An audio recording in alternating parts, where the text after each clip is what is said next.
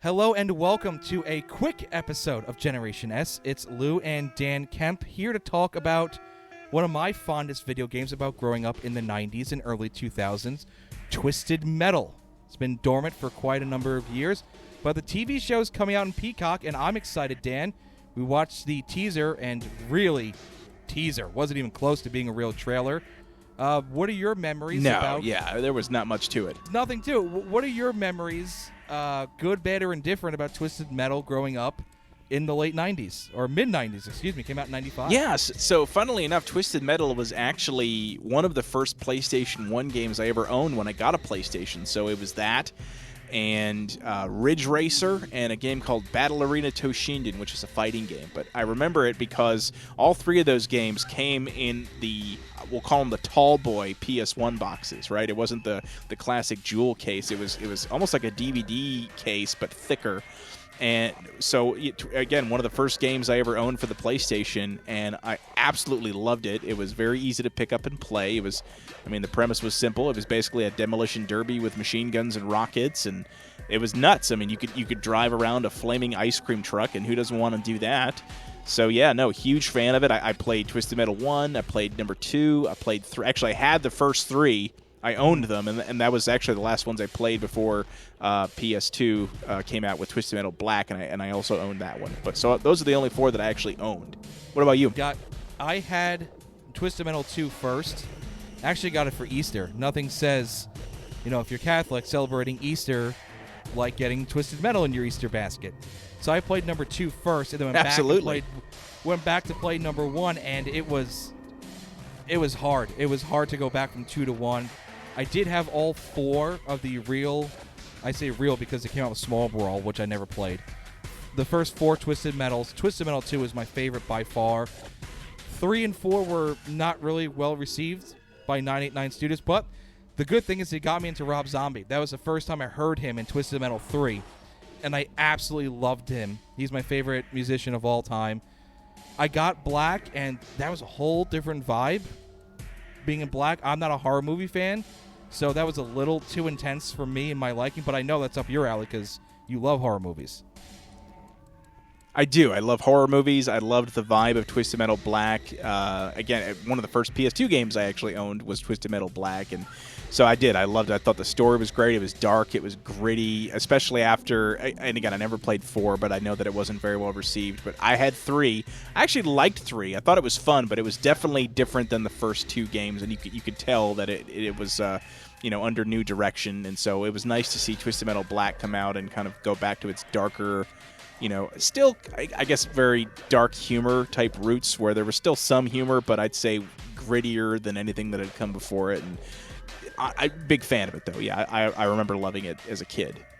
I liked it. It's the only PlayStation game that's available on the streaming services, whether it be PS4 or PS5, is Twisted Metal Black.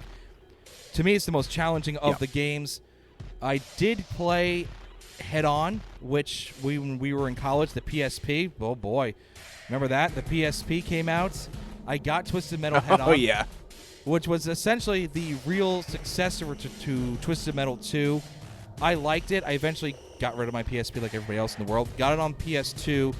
Came with, and I don't know if we've ever discussed this, it came with the lost level, so to speak, of a sequel to Twisted Metal Black called Twisted Metal Harbor City, commonly referred to as Twisted Metal Lost. Did you ever hear about that? I never did, no.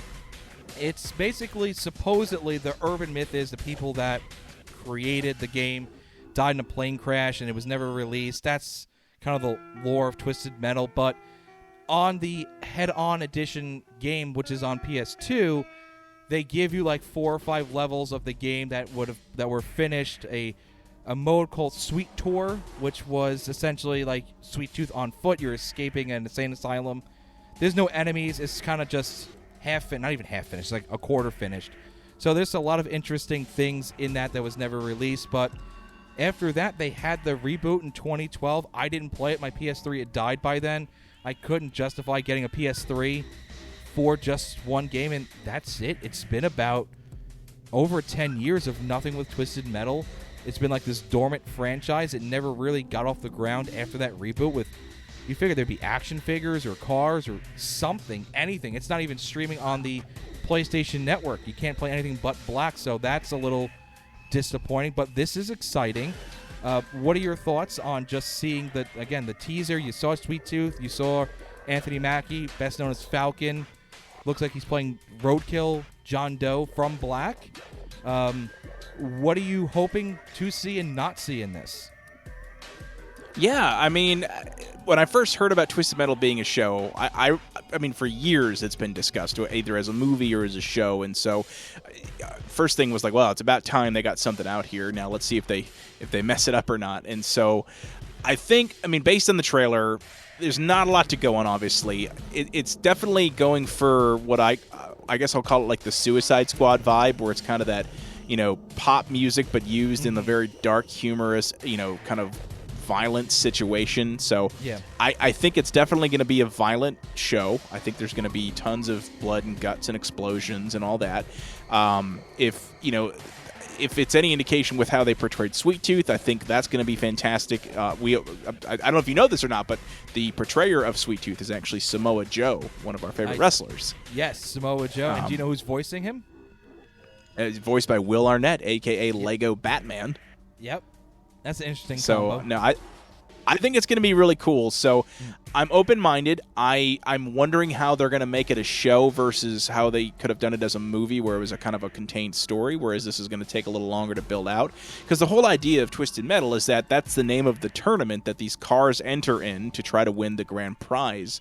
And so how much of this show is going to be around the participants actually competing versus building them up slowly and getting them there and maybe only having an episode or two around the actual competition. That's what I'm worried about with this, because you've seen this with other similar video game adaptations, like the most recent Mortal Kombat movie, where they didn't even really have the tournament. It was just all this stuff leading up to it, and then the movie ended.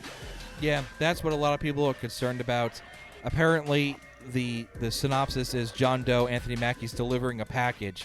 So it seems like everybody's chasing him. That maybe is it, or what a lot of people are also suggesting is, in fact, what you kind of just hinted at. This is all set up for what season 2 would be, the actual tournament, so to speak. But we're gonna, cover it. We're gonna, do some little retrospectives of the old Twisted Metal games. Keep on top of what characters are going to be in the new game, what new cars, old cars, everything in between. So, Dan, I appreciate you jumping on kind of quick. We're gonna do a more detailed trailer breakdown about what we've seen in it. Our hopes and wishes, and what we're going to hopefully not see in it. So I thank you for jumping on quick. Yeah, absolutely. Looking forward to checking this out with you.